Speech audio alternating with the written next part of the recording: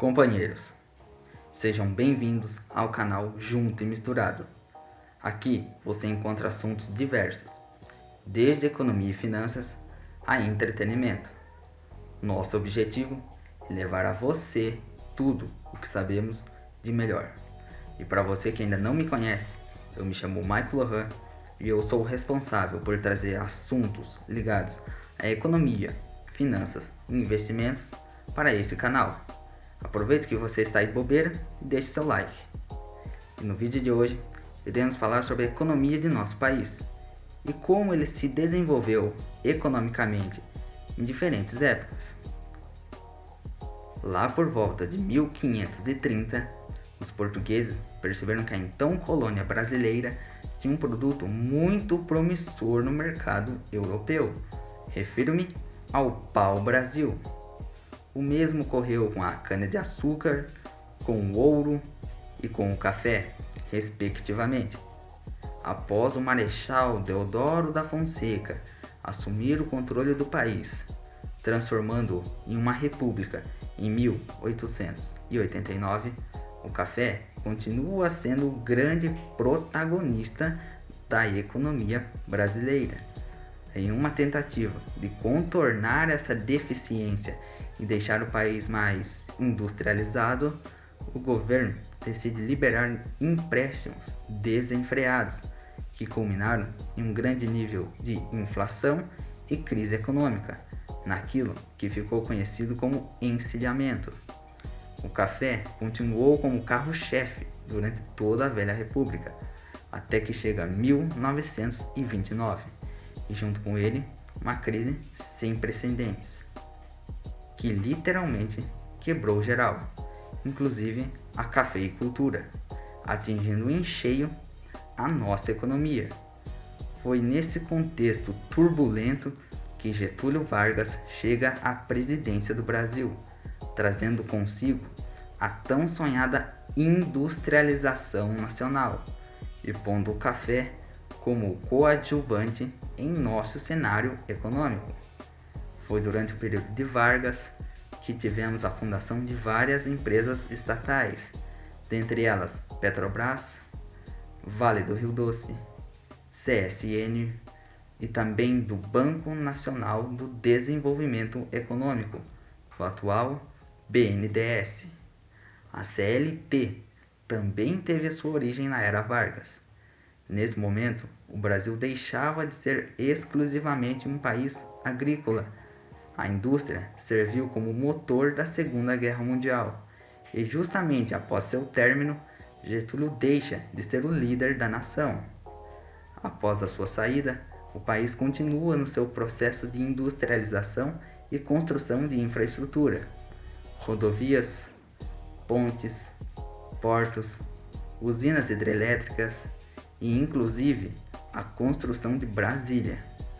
Nesse momento, estávamos no período da Guerra Fria e boa parte desses recursos vinham de empréstimos com juros subsidiados dos Estados Unidos. A indústria permanece sendo o objetivo máximo durante toda a década de 50 e meados da década de 90. Todos no gol com Tafarel. Baixo e Tafarel. Vai partir, vai que é sua, Tafarel.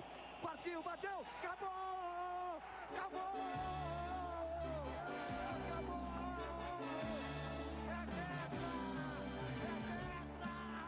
É dessa! O Brasil! Durante a ditadura militar, a economia do país ainda era pautada no Estado. Empresas estatais como Embraer, Embratel, Eletrobras e Telebrás foram frutos desse processo. Também foi durante a ditadura que tivemos o chamado milagre econômico, na qual o Brasil saiu da 49ª para a 8ª maior economia do mundo, mas a conta estava chegando. Na década de 80, chegou o pesadelo que todo brasileiro conhece. Esse pesadelo se chama inflação, ou melhor, hiperinflação. Atenção para as ofertas de qualidade real. Margarina Doriana 500 gramas 42,900. Leite Longa Vida LG 1 litro 29,900. Coca-Cola ou Pepsi Cola 1 litro e 25 sem casco 19,800. Bombons especialidades Nestlé 400 gramas 99. Papel higiênico Camélia com 4 24,900. Real, o seu super de todos os dias. Nessa época, o congelamento de preços e de salários era uma das tentativas de controlar o dragão inflacionário. Após isso, vieram um fracasso de diversos planos econômicos, com destaque para os planos Cruzado em 1986, Plano Bresser em 1987, Plano Verão em 1989 e Plano Collor 1 em 1990 e Plano Collor 2 em 1991. A hiperinflação só começou a sair de cena em 1993, com a implementação do Plano Real. Com esse plano, a moeda nacional se tornou estável e o congelamento de preços e de salários se tornou obsoleto. Ainda nessa época, no governo de Fernando Henrique Cardoso, um amplo programa de privatizações e concessões entrou em vigor e culminou na passagem da Vale do Rio Doce, da Embraer e da CSN para iniciativa privada. Em 2002, Cleberson de novo, já parte pela direita. Cafu já partiu na velocidade. Ele cortou pro meio, lá veio o Cleberson. Rivaldo saiu pro Ronaldinho, pé direito, bateu. Gol! Brasil! Gol!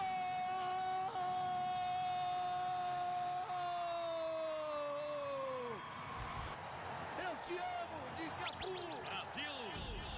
Aí está, em cima do pódio, para que o mundo inteiro veja. Luiz Inácio Lula da Silva se torna presidente do Brasil. O receio era de que ele abandonasse as políticas econômicas e monetárias do governo anterior.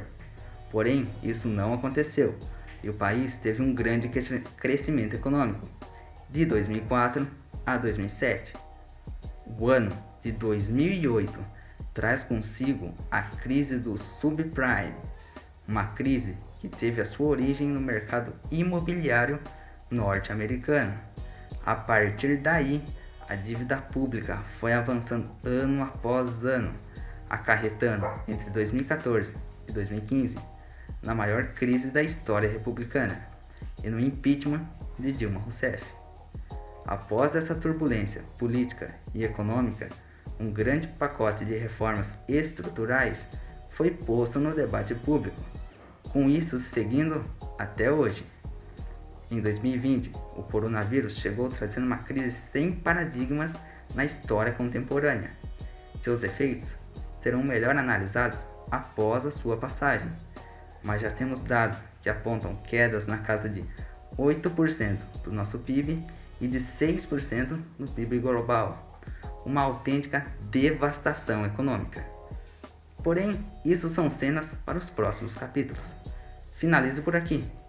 Juntos e misturados, criatividade nos define.